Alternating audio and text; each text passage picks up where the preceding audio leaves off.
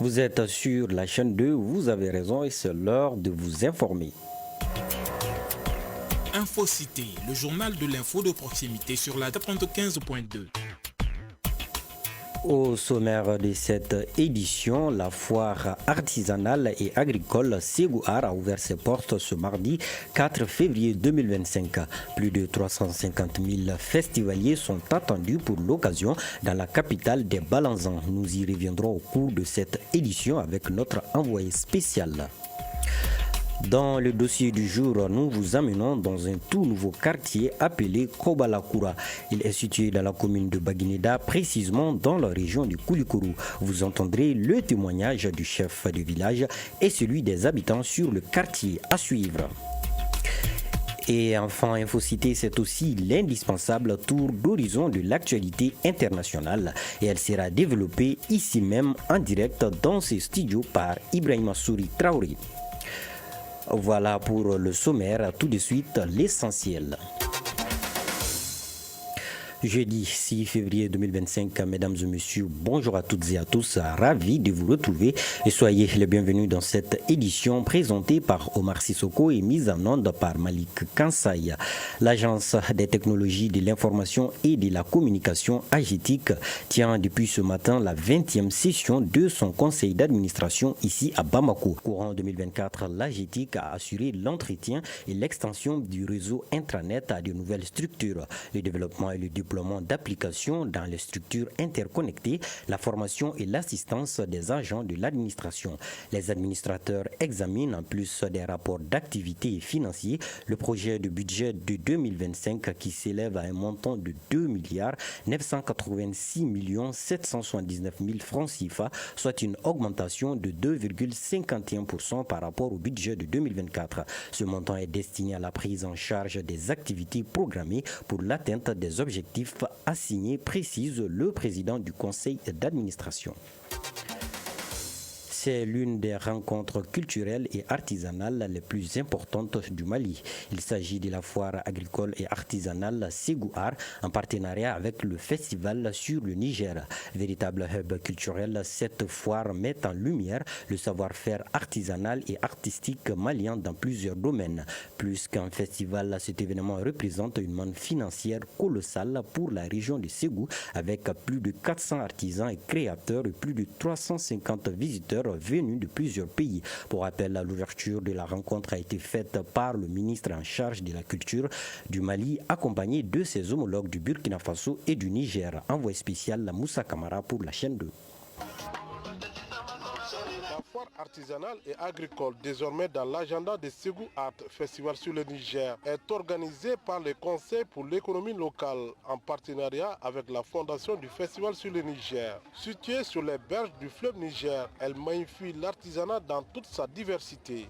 Brahma Diara, coordinateur de la foire artisanale et agricole. Le Quai des Arts, site du festival, se transforme en un gigantesque site de commerce où se côtoient l'imagination et la créativité de plus de 400 artisans et créateurs locaux, nationaux et internationaux. L'édition 2025 de la foire artisanale et agricole, c'est plus de 400 artisans et créateurs, 350 000 visiteurs d'une quarantaine de pays africains et d'ailleurs. Dans les stands, les artisans se réjouissent de l'affluence. Marie Zongo du Burkina. Depuis 20 ans, je viens au Festival de l'œuvre du Niger de Ségou. En tout cas, on est venu pour représenter nos marchandises. On vend le beurre de qualité, les cocodonda, les pains tissés, il y a des boubous aussi, pas cher. En tout cas, le marché c'est bon. Je suis Christina, Madame Malé. Ségou, c'est la ville du Pogolan quand même, et aussi il y a beaucoup de tisserands. Alors c'est la production du tissu qui est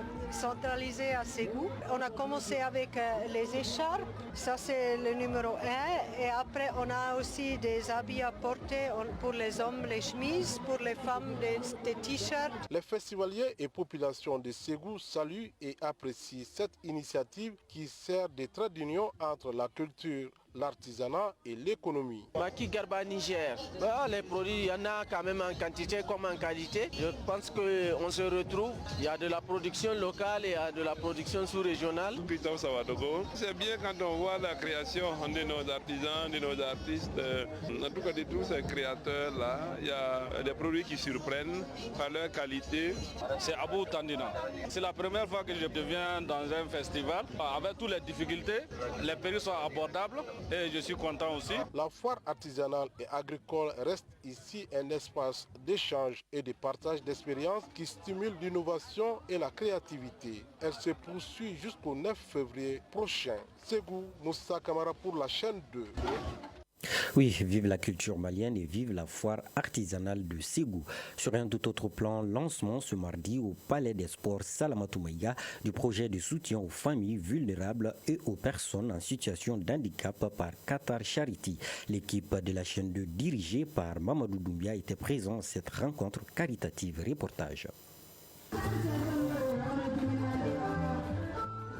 C'est le soulagement et surtout le bonheur pour les sentiments palpables lors de cet événement. Événement initié par Qatar Charity qui vient réconforter plusieurs familles à travers divers dons. Ibrahima Konaté, superviseur du projet Qatar Charity. Qu'on puisse aider les familles démunies, y compris les handicapés. C'est comme ça. Et puis les orphelins aussi. Tout le monde est concerné. Et puis il y a des projets, activités de génératrices de revenus, AGR. De nombreuses familles et personnes en situation de handicap bénéficient de ces dons offerts par Qatar Charity. Fayon Papa Diawara, bénéficiaire d'un fauteuil roulant électrique, ne peut contenir son émotion. Ce n'est pas la première fois. Donc, ces gestes que Qatar Charity vient de nous faire, le coût est vraiment élevé.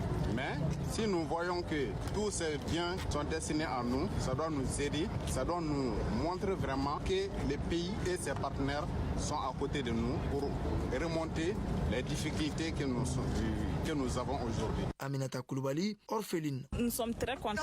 Grâce à Qatar, on a pu construire une maison. Vraiment, depuis le décès de notre père, on ne fait que nous entretenir, nous vous remercions. Ibrahima Konaté, superviseur du projet Qatar Charity. La sélection se fait en fonction. Nous, on a un formulaire par rapport à ça. Parce que le formulaire est disponible dans notre bureau. Si vous avez besoin de ça, vous passez au bureau et puis on vous donne ça. Vous allez remplir et amener.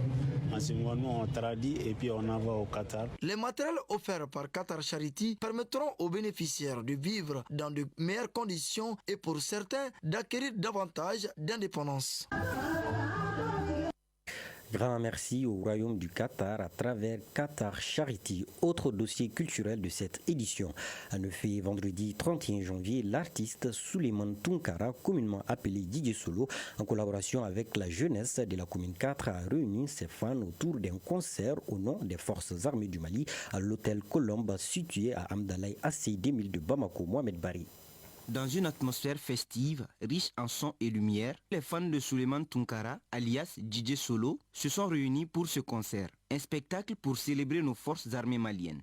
Occasion pour celui qu'on surnomme le roi du glissement de leur rendre un hommage. Souleymane Tounkara, artiste musicien. Le 20 janvier, on devrait faire ça, mais on a fait 2 séances ensemble. La première partie, ça c'était le 20 janvier, le don des sangs. On a fait ça dans la commune 4 au terrain 9-9. Donc il y a des jeunes groupes qui m'ont beaucoup soutenu, que c'est la bien cause. Donc la fête de l'armée, c'est la fête de nous tous. Nous les Maliens. Alors, le but, c'est ça. La soirée a rassemblé plusieurs autorités administratives, militaires et coutumières, ainsi que des artistes. Tous ont salué cette initiative patriotique. Traoré Doudjara, styliste, créateur de mode. Je viens pour magnifier la soirée organisée à l'occasion de la fête de l'armée.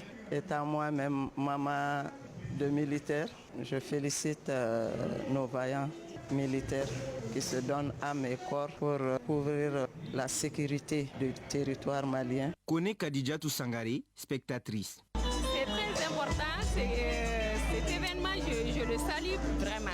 C'est salutaire parce que nos femmes, on doit les soutenir. Didier Solo, à travers ce concert, affiche son soutien aux forces armées maliennes. Le spectacle a tenu en haleine le public pendant plus de 2 heures. À présent, le tour d'horizon de l'actualité internationale. Oui, la page internationale de cette édition, c'est avec vous, Ibrahima Souri Traoré. Bonjour Ibrahima, comment vous allez? Bonjour Omar Sissoko, je vais bien, Dieu merci. D'accord. Alors en Côte d'Ivoire, le procureur requiert de lourdes peines contre Damana Pikas, deuxième vice-président du PPACI, un parti d'opposition. Le deuxième vice-président du conseil stratégique politique du parti PPACI, Damana Pikas, n'est pas le seul concerné. Il est avec 4 autres co-accusés. Leur accusation porte notamment sur une atteinte à la défense nationale, un complot contre l'autorité de l'État et une association de malfaiteurs. L'affaire concerne particulièrement l'attaque d'un camp militaire à Abobo dans la nuit du 20 au 21 avril 2021. Ainsi, le procureur a requis contre Damana Pikas 20 ans de prison. Toutefois, la défense de l'accusé rejette la sentence et dénonce un procès politique et souligne un manque de preuves dans le dossier. L'affaire a finalement été mise en délibéré pour le 12 février prochain. En République démocratique du Congo, mandat d'arrêt international contre Corneille Nangaa, ancien président du CENI. En effet, il est accusé pour son implication dans les massacres du M23 dans les provinces du Nord et Sud de Kivu. En conséquence, l'avocat général près la cour militaire de Kinshasa a ordonné ce jeudi dans un communiqué l'arrestation et la remise aux autorités compétentes du pays de Corneille Nangaa. Selon cela en tout lieu, c'est d'ailleurs la raison pour laquelle l'ancien président de la commission électorale nationale indépendante du pays, Corneille Nangaa, fait désormais l'objet d'une poursuite judiciaire. En Afrique du Sud, la fille de l'ancien président Jacob Zuma est accusée de terrorisme. Elle est accusée surtout d'avoir incité aux violences qui ont causé la mort de 350 personnes en 2021. Les accusations que Dodo Zoulé Zuma Samboudla rejette et dénonce pour sa part un procès politique visant à affaiblir son père Jacob Zuma qui se trouve actuellement à la tête du parti d'opposition MK.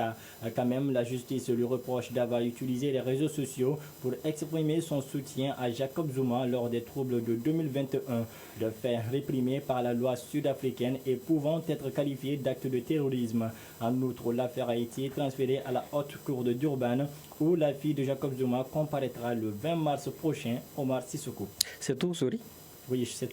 Alors, merci pour toutes ces informations et on referme donc ce tour d'horizon de l'actualité internationale par cette brève nouvelle. Selon l'Organisation des Nations Unies, ONU, plus de 10 000 camions d'aide humanitaire sont entrés à Gaza depuis le cessez-le-feu du 19 janvier dernier. La communication a été rendue publique ce matin par Tom Fletcher, patron de l'Agence de coordination de l'aide humanitaire des Nations Unies. Ce dernier se rendra dans les prochains jours dans le territoire palestinien.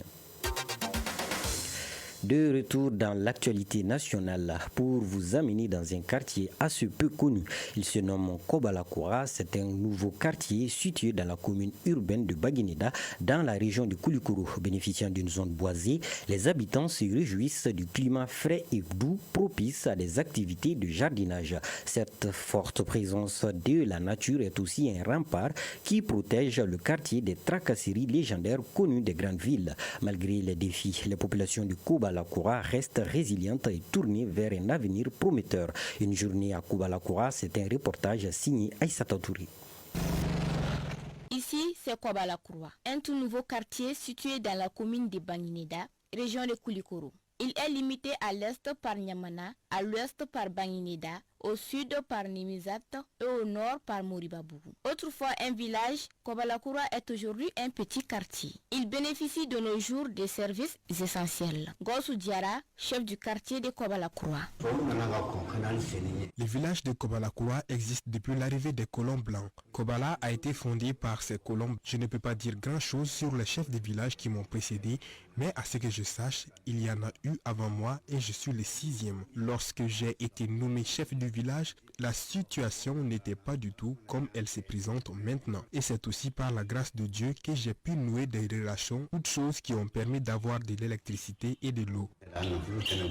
Kobalakura est un endroit calme et paisible, loin de l'agitation du centre-ville. Autrement dit, il n'y a pas trop d'ambiance. Mais cela n'empêche pas les jeunes de se divertir à travers des attractions locales.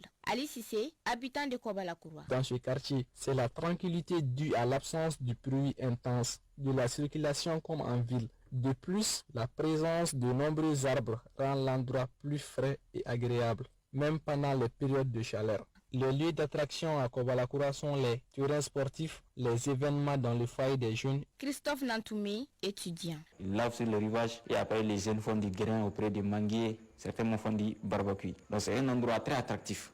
C'est l'absence de routes adéquates pour rallier les centres-villes car il faut les rappeler, Kobalakura est à 4 km de la route principale. Djenebou Diara, étudiante. Ça fait maintenant 5 ans que je vis à Kobalakura. Bien vrai que nous rencontrons des difficultés ici. Première des choses est l'éloignement du quartier à la ville centrale.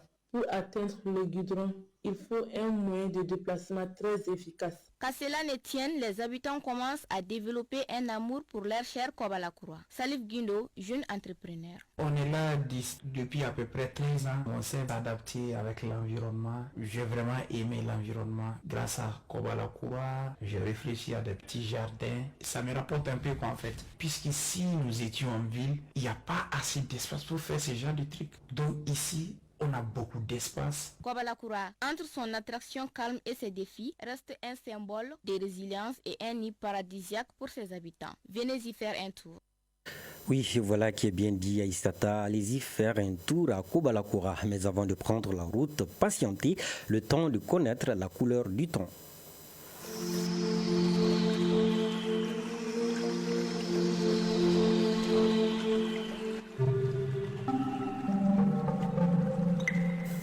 À présent, la couleur du temps avant de boucler cette édition. Actuellement sur Bamako et environ, le thermomètre affiche 30 degrés Celsius. La maximale attendue sera de 32 degrés Celsius. Quant au soleil, il se couchera à 18h36. Point final à cette édition présentée par Omar Sissoko et mise en onde par Malik Kansaï. Mise en ligne Badi Touré, réalisation Kouroutou Diara, Djeneba Diara, coordination éditoriale Seydou Traoré, Djefa Diara. Merci de votre constante fidélité, qu'Allah bénisse le Mali.